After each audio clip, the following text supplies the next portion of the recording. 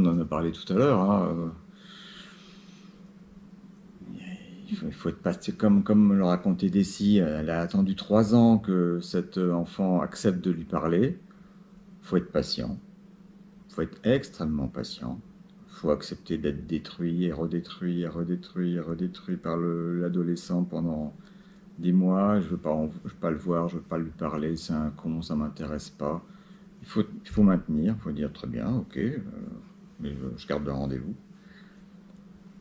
Et puis, du côté des parents,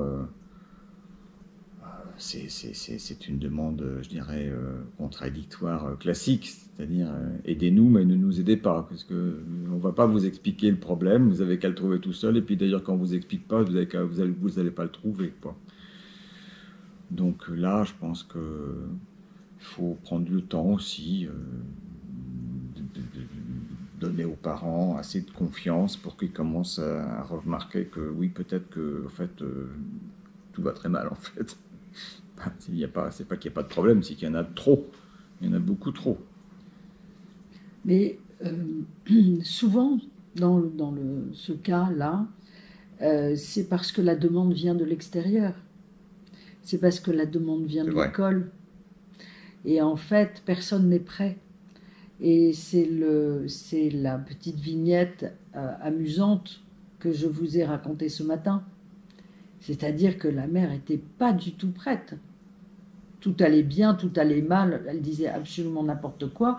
Elle a mis son rendez-vous, elle l'a remis 3 fois. Enfin, elle était incapable de venir parce que c'était l'école qui disait qu'il fallait que cet enfant consulte. Et donc là, bah, peut-être que l'année prochaine ou dans 2 ans, d'abord elle reviendra peut-être, ou elle ira ailleurs et elle pourra enfin consulter. Il y aura une demande qui aura émergé. Mais là, ce n'était pas la sienne. Donc il faut accepter aussi à ce moment-là de dire, bah, écoutez,